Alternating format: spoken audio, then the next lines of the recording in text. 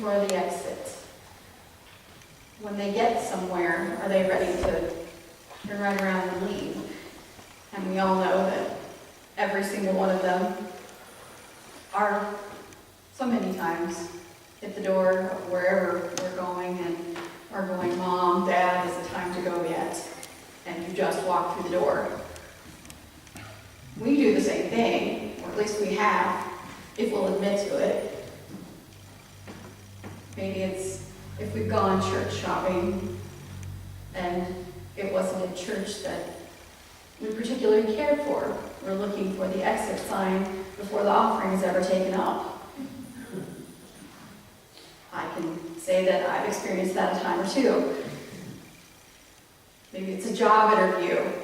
I remember one where it was slated to be an interview, but 2 hours later, they had us all there and teaching us how to put together the rainbow vacuum cleaner, and we were going to sell them to our nearest and dearest friends. And I certainly found myself looking for the exit that day. Or maybe it's just that you really want to go on that vacation, and so you show up at that hotel and they're going to sell you a timeshare. I haven't had that experience, but I know many who have. And there have been many of you here who've been in this place all or most of your lives. Some of you got married here, had kids. They stuck around. Or maybe your parents before you were here. And some of you have left and come back. But you've been here through the hard times, through the good times, through the bad. And I'm sure there have been some moments where you found yourself searching for the exit. But you stuck around because this is your church. For whatever reason, you love being in this place. And whatever that reason is, I am grateful that you're here. In those times, though, where you found yourself, at least mentally, looking for the door, have you ever asked yourself, once you got outside, where would you go? Hezekiah was a rare godly king in Judah. He commanded that all pagan shrines be removed. He gave his offerings to the Lord from his own possessions, not from those in his kingdom, which was pretty huge for a king. He commanded that people give their portions, and they did. Faithfully, they brought their contributions, their tithes, their dedicated things. And because they did, they had enough to eat and plenty to share. Some of the translations read that they had super abundance. I'm not sure how we would put that in numbers, but we can understand giving faithfully, because faithfully is huge. They just didn't bring when they had extra, when they felt like it. No, they brought their gifts when they were required. And because Hezekiah did what was good and right and was faithful to God with all his heart, he and his kingdom prospered. And so I wonder if we're just too anxious about our own finances to be faithful and obedient to God. Because being faithful and obedient, trusting, especially in the manner of finances, is downright scary. Part of giving and sacrifice is having faith and trusting that God will meet our needs.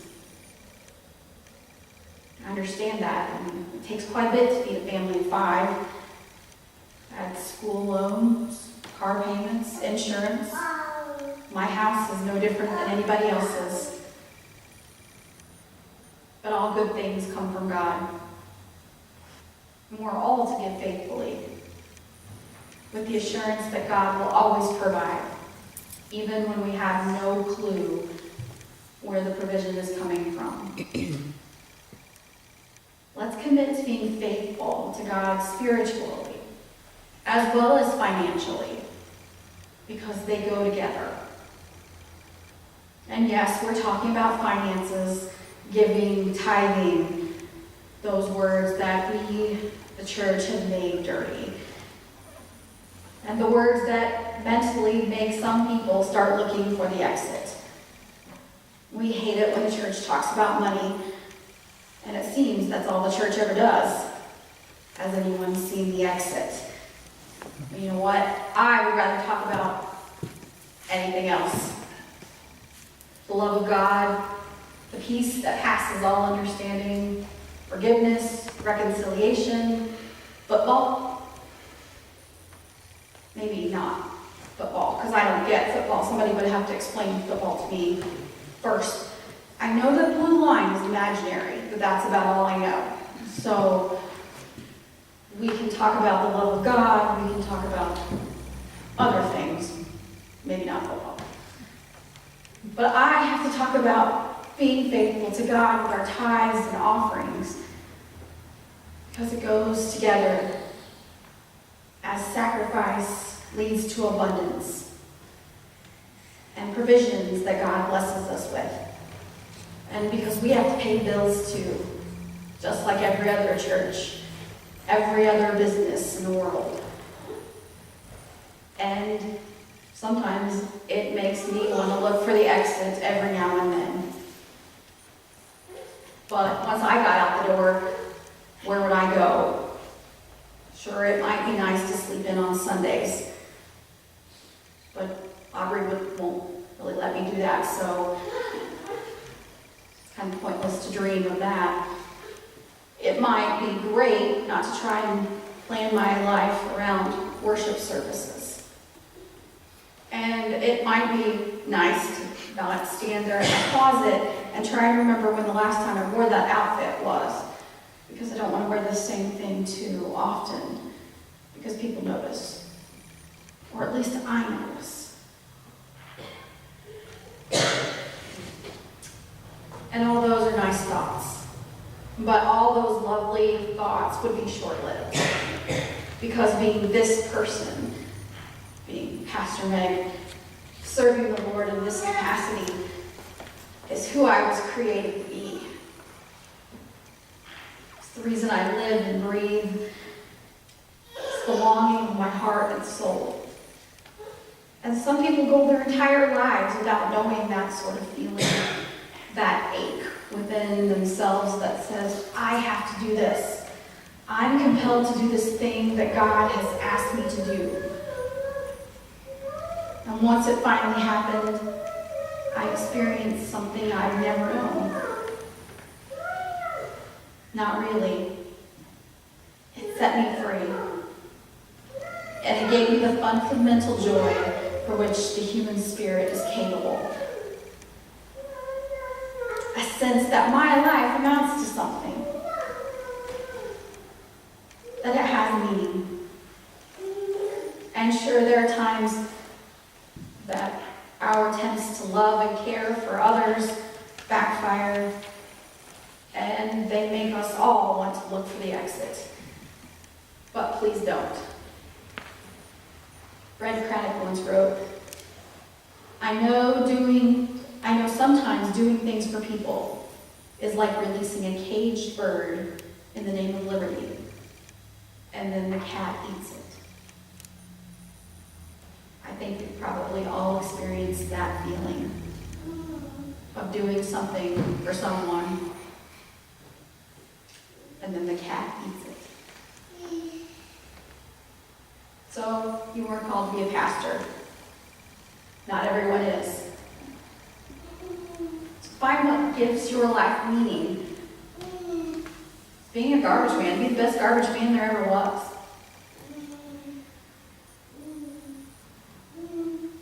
It's different for every single person. Poet William Blake once said, nothing. The Holy Spirit accomplishes all through me. So allow the Holy Spirit to work through you. And now, know that you can accomplish amazing things for God. In all that Hezekiah attempted in God's service, he was earnest and single in his dependence and in his aim. His sole reason was to please God. And he prospered accordingly. It doesn't even say that he accomplished everything. It just says that he attempted. So why not try? Whether we have few talents or many talents, may we seek to improve them and encourage others to do the same. But I sympathize with those who say, I'm willing to help, but I don't want to commit myself. I'm willing to give, but I won't make a pledge. I'll teach a Sunday school class, but only if you have a substitute 3 of the weeks of the month, because I don't want to get trapped in that class. Or I'll serve on a committee, but I'm not going to make it to any of the meetings. I'll attend, but I won't join. I don't want to be trapped. I understand. Having spent some time as a chaplain, you meet all sorts of people. Some of them have struggled every single day of their lives. There are many of them who have spent a whole lot of time searching for an exit, even when they have no idea what they're going to do when they get out. They aren't prepared. They haven't thought it through. We who get up in the morning and think, what shall I eat? What shall I wear? What shall I drink? We live in relative luxury. Think about those who get up each morning and wonder if they will eat, if they will drink, and if they will have enough layers of clothes to keep themselves from freezing at night. If you spend any time with those who are searching, those who are trapped in a body ravaged by pain, some from disease, some from exposure to the elements, people on a burn unit, and you ask, how do you stand the pain? There are 2 answers. Some quickly say God, because they think that's what the chaplain wants to hear. And then there are those who are honest, who would say something like, if you would have told me that I would go through this, I would tell you that I couldn't do it. But you never know what you can do until you have to. And those honest statements, those are the ones that I resonate with. So since we're in November, and Thanksgiving will be here before we know it, I want us to intentionally be thankful for the things that God has given us. So for the next 30 days, I want you all to choose someone or something that you're thankful for and write it down on the calendar just like the kids. Include it in your prayer time. And maybe even send somebody on that list a card. Be people, it can be things. And yes, it can even be a cat.